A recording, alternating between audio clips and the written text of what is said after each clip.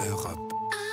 Europe 1. Bonjour Marion Lagardère. Bonjour Patrick, bonjour Julie, bonjour à tous. Et donc à la une, la visite d'Emmanuel Macron au Vatican. Où l'on essaye d'anticiper le contenu de la rencontre avant qu'elle n'ait lieu. C'est ce qu'on appelle dans les rédactions un avant-papier. Et vous en trouverez beaucoup ce matin. Il n'y a pas d'ordre du jour à cet entretien privé, résume Le Monde. Mais les deux hommes peuvent avoir des intérêts convergents. Pour Le Figaro, c'est surtout Macron qui cherche le soutien du pape François.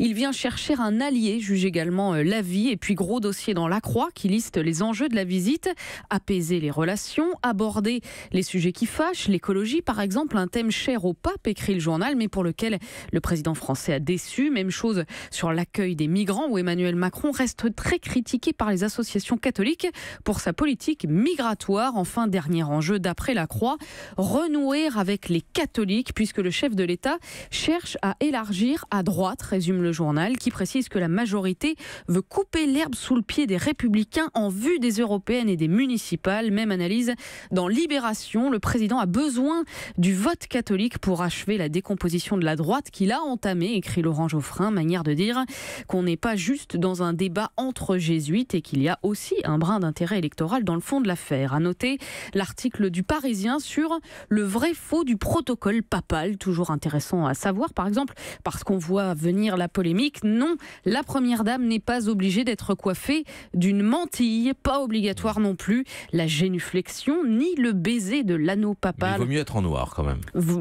Ah bah si, en blanc on n'a pas le droit. Enfin bref, oui. Je vous laisse le dire. En revanche, c'est vrai qu'on ne dit pas monsieur, mais évidemment Saint-Père, qu'on s'assoit toujours après lui et surtout qu'on n'arrive pas les mains vides. Le journal rappelle que De Gaulle était venu avec une Bible sur parchemin, Jacques Chirac avec une statuette de la Vierge datant du XVIe siècle, là où Nicolas Sarkozy avait gracieusement remis à Benoît XVI un exemplaire de son livre La République, les religions, l'espérance, dédicacé, on imagine. Voilà, protocole symbolique et anecdote, c'est à lire dans le Parisien. Et puis eux ont la foi des convertis, les véganes. Ces militants de la cause animale font parler d'eux ce matin. Parce qu'apparemment les bouchers sont à bout. Ils se rebiffent, titre Midi Libre. Ils demandent une protection policière après une série d'actions de militants anti-viande, violence physique, verbale, morale, intimidation. Dans les Hauts-de-France, écrit le journal, 7 boucheries ont été aspergées de faux sang en avril. Une autre a vu sa vitrine taguée avec l'inscription non au spécisme. Et en Occitanie, un cas de vitrine brisée a été signalé, mais c'était il y a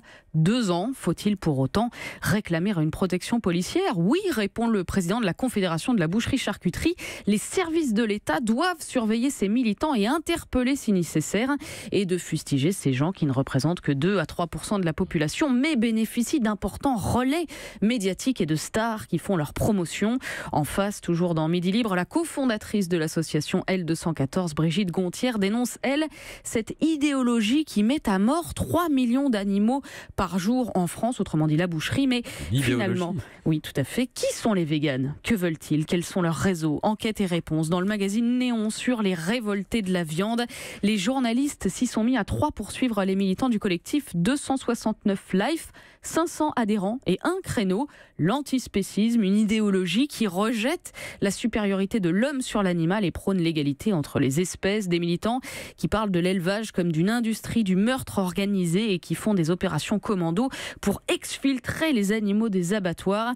Et discuter n'est pas au programme. On nous traite de bobos des villes qui n'y connaissent rien, s'indigne Tiphaine.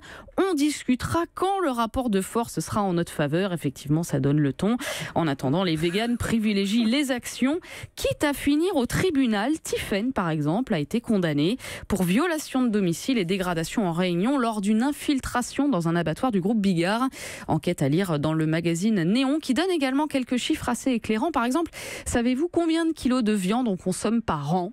Moi-même, j'étais assez surprise. 85 kilos par an et par Français. Pour le poisson, c'est 35 kilos. Et puis, autre chiffre, 998 millions, pour ne pas dire 1 milliard d'animaux ont été abattus en France en 2015. C'est pas facile à se figurer, mais ça permet au moins d'avoir une idée du poids du marché. Enfin, Marion, l'incontournable dans vos journaux ce matin, le match France-Danemark. Évidemment, on se prépare. Les Bleus en une du Courrier Picard, de l'Équipe, du Télégramme, du Progrès ou encore du Courrier de l'Ouest. Et comme pour la visite d'Emmanuel Macron au Vatican, là aussi, on a beaucoup beaucoup d'avant-papier. Alors, quitte à faire des prédictions, autant lire ce papier du Huffington Post. Ces animaux qui prédisent encore une victoire des Bleus en images. Cupid le lapin, Ney le hamster ou encore Farah le faucon. Les survivants, Voilà. en quelque sorte, Tous par rapport au sujet d'avant. Tous Oui. voient la France gagnante. Attention toutefois, Jonc Lavache prédit un match nul sans beaucoup d'action, sachant qu'un marcassin nommé Truffe annonce une défaite des Bleus. Mais enfin, il avait fait le même prono erroné pour France-Pérou, donc pas d'inquiétude. Bref, un beau bouquet de vidéos dont au fond,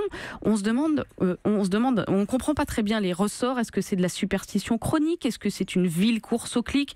Ou maltraitance animale nimbée de spécisme? Peut-être un peu des trois, sans doute. Merci de l'art de mêler les deux sujets. Merci à vous, Marion Lagardère. Europe 1.